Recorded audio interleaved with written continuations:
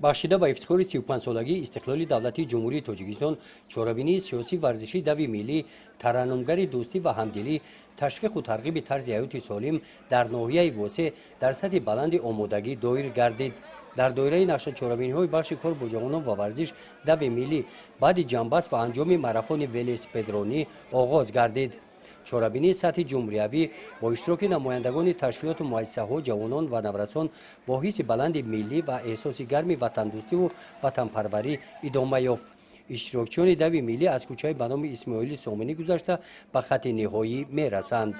мувофиқи низомнома ғолибони дави миллӣ дар ноҳияи восеъ аз рӯи сину сол калонсолон ҷавонон наврасон ва занон муайян карда шуданд.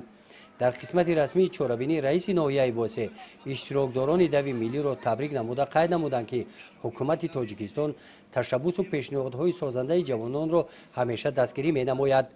наврасону ҷавонони мо ҷавобан ба ин ғамхориҳо тамоми саъю талоши хешро ба пешрафти сарзамини аҷродӣ ҳимояи ватан равона месозанд. сипас дар муҳити тантанавӣ аз номи мақомоти иҷроияи ҳокимияти давлатии ноҳия ба ғолибони дави миллӣ сипоснома ва тӯҳфаҳои молӣ тақдим карда шуданд.